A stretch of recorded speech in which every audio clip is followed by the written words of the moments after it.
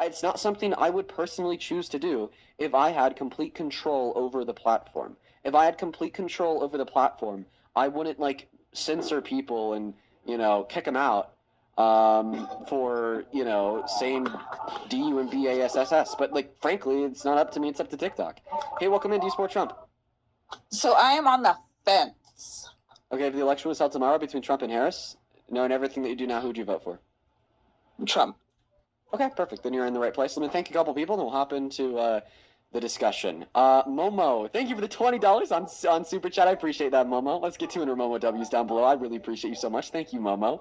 Momo with the $20 says Trump could legit light a baby on fire and punch it into the crowd, and these people would be like, "Oh, everybody makes mistakes. Like, this is not Hannah Montana." Yeah, bro, for real, Momo. He could do anything at this point. Thank you for the $20. Mary, I appreciate you for the $20 as well. You says, now that you've been all the true MAGA, you're getting nothing but uneducated bullies. Thank you for slaying the little IDIOT dragons. Love you. I love you too, Mary. And thank you for the $20 and the very kind words. Thank you so much. Same thing to Shin. Thank you for the $20. He says, quote unquote, look it up from a dude who doesn't know how to look stuff up and doesn't trust anything on the internet ever, according to his own admission. How crazy is that? And we just got a massive super chat in from Pet Dad. Pet Dad, thank you so much for the $100 super chat on YT. Thank you so much, man. That is fucking outrageous. I don't deserve a penny of that. That is so much money. I want to see so many W's for Pet Dad down below in the comment section. Genuinely, I do not deserve a penny of that. Pet Dad with $100 says, right on, bro. Thank you, Pet Dad. I want to see 1,000. Like I said, Pet Dad W's down below. That is beyond kind. From the bottom of my heart to you, man. Thank you so much for your kindness and generosity. I don't deserve a penny. Holy. Bobby, appreciate you for the $15 on Venmo, who says, Dean, every guest has been focused on blame and transfer of responsibilities projection. Do that what you will. Oh, yeah, they all engage in Darvo. Every single one of them, man. Thank you for the $15, Bobby. Sophie, thank you for the 5. Then Ellie, thank you for the 5. And then Amanda, thank you for the 1. I appreciate you. On PayPal, thank you so much, Caroline, for the $20. Thank you so much, Caroline. Let's get 200 Caroline W's down below. That is beyond kind of you. Thank you for supporting what we do here, Caroline. And no worries. I hope that your migraine starts feeling better soon, Caroline. Shout out to you. Thank you for the 20. Same thing to you, Roberta. Thank you for the $20. Who says, love what you do. If MAGA is too stupid to figure it out, you are welcome to kick them. Right? I know. We need to start doing that more. Thank you for the $20, Alberta. And then Z, thank you for the $5 as well. With that, we're all caught up. I really appreciate you guys. If you guys want to support me, the stream, or what we do here, you can find my Venmo, PayPal, link tree in the bio on TikTok. Put a message over on YT right there. Dean Withers without the E behind the VMPA. Now, tell us why. For the first time in modern history, college student graduates. Why you would vote for Trump, given that the election was held tomorrow with him versus Harris Stacey? Let's start there. So, like I said, I'm on the fence, but I believe that he does have plenty of upsides. I think that, the most controversial one being immigration.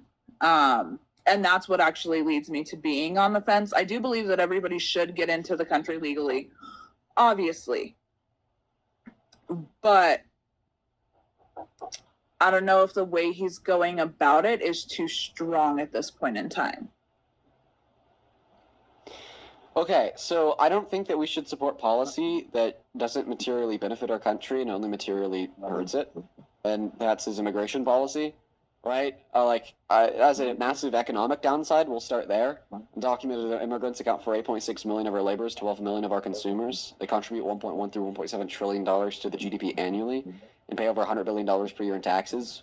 We lose them, we lose their economic contributions, and our economy suffers because of it. On a human rights level, there's a lot of human rights abuse that takes place. From deporting people in violation of their natural right to due process to be tortured in CCOT, like Abrigo Garcia, who was illegally deported, to authorizing ICE agents to racially profile black and brown people, to supporting the execution of citizens in the streets of this country. I just don't think that we should support it. So, and that's where I'm coming from. Where I live, it's very rural. I live in essentially a potato farming community. And that's where the majority of our funds are. They come from the migrant workers that come in and help out. And a lot of them that come in, they don't do anything wrong. They come here, they work, and that's what they do. Okay, so then why would you support it? So that's Okay. So when you look at it and you have people that come in illegally and they do not contribute, okay? They don't contribute and they cause issues. Do you feel that they should still be allowed here? So they do contribute, and they're proportionally less likely to cause issues. Undocumented immigrants are multiple times less likely to commit violent crime, drug crime, property crime in the country compared to natural-born U.S. citizens, while simultaneously they paid over $100 billion in taxes in 2022. So they do contribute, and they would contribute even more if we provided them a legal pathway to citizenship for all the undocumented immigrants who have not committed a violent crime or bad crime. Right, and that would allow them to pay even more into our systems. Over the past 30 years, immigrants have decreased the deficit in this country by $14.5 trillion, which is around $450 billion to $500 billion per year, just based upon immigrants. That's from the Cato Institute, a libertarian group. So that's like kind of like a right-wing source even. So like immigrants are actually helping us with the problems that we have in our society. It's not like a net loss.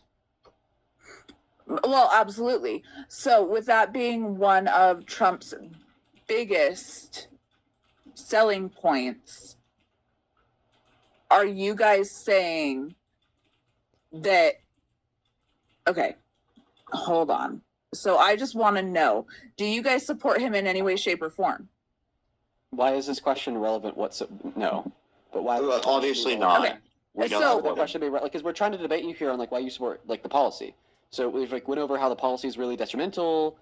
Okay, right. So like, why are you even on the fence? Because you're saying that you support him because of this policy that only hurts our country. No. Okay. Okay. So then what is? Because we went over the we went over the no. detriment of mass deportation. Now name and quantify the material benefit of mass deportation on America. Yes. So, mass deportation. That is where the mix-up is, because I legitimately thought that you guys were here trying to say why it was correct. Okay, so I am not against you guys. So I am not what you're looking for. Wait, because but you said that you support Trump. You knew that you'd vote for him if the election was held tomorrow between him and Harris. I think you are who we were looking for. So if it was held to, I would vote against Harris. I think that there are a lot of things that I don't agree with that Trump does. However, there are different things that I don't agree with that Harris does. Okay, like what? Okay, so let me pull up what she mainly stands for. So you can't just name anything? Yeah, is there anything off the top of your head that you could mention that you just disagree with? Off the top of my head, what I disagree with? Yeah, like anything that you just like ideologically disagree with, anything she proposed you disagree with, anything like that. So,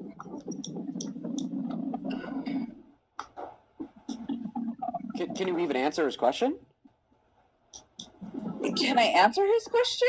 Well, like I said, Yeah. you guys want an actual legitimate argument. So, Can you Let me answer give his you- question? anything that I don't agree. Can you name anything off the top of your head you don't like about Harris? Gun violence prevention. Like what specific policy? Or I guess we could Wait, she said respond that to she that. doesn't like gun violence prevention? Correct. Yeah, do you like gun violence? So, I believe that people, obviously, it's an amendment right that you should have access to firearms. Yeah, but she believes that too, right? Like, but obviously you can believe in that and then also simultaneously believe that there should be, basic gun restrictions, right, that are going to lead to better outcomes for the people and more gun safety. Like, So are you saying do you agree with universal background checks? Absolutely. Guys, if Walmart showed you this, they'd lose an entire aisle in their store. All right, not doing. Absolutely. That's like an example. That's like what Democrats agree with. So That's a gun violence prevention policy. Yes. So that's kind of what we're advocating for. So what specific type of policies are you referencing that you disagree with? Because so that we can kind of respond to that. Banning assault weapons like ARs. Okay.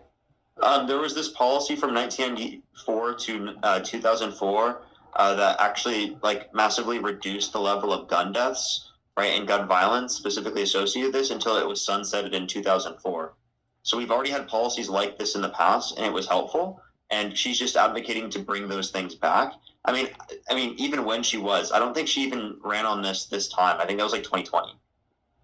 Okay, but if you are going to try to take away access Yeah, to assault rifles for the public, to save human lives, would you have an issue with that?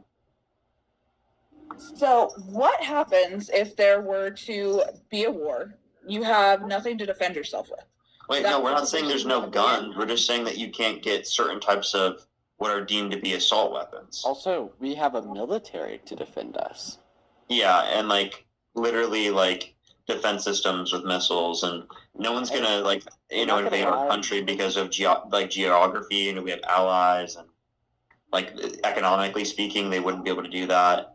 So there's a lot of issues where that wouldn't even be happening in the first place. So I just don't see that to be a good enough reason to say that we should be, having guns in all these circumstances, because we wouldn't say that's a good enough reason to have fully automatic weapons. We wouldn't say that's a good enough reason to say that someone should be able to have like a minigun or an RPG, So why would we say that that's true for certain types of assault weapons where we have good evidence that indicates that restricting access in certain ways could lead to the saving of lives? So you're assuming that everybody that gets these weapons is a bad person and that they're going to use them. No, we're assuming that bad people will be able to get them to a greater extent, given that it's legalized. So we want to restrict bad people from being able to get it to the same extent by imposing these certain types of regulations, right? We're not 100% getting rid of it, but we're reducing the likelihood of it happening. And we're not saying that like there aren't good gun owners. There absolutely are good gun owners. And I would say most people probably are good gun owners, right? In general, in terms of like they're not going to use it to go unalive people. But the reality of the matter is that this is the best way to prevent the bad people from doing this. Otherwise, it's really hard to do that. I kicked her a while ago. Oh, okay. I didn't see. Sorry. She just I'm sorry. She just wasn't giving anything. She wasn't giving. Jeremiah, do you support Trump?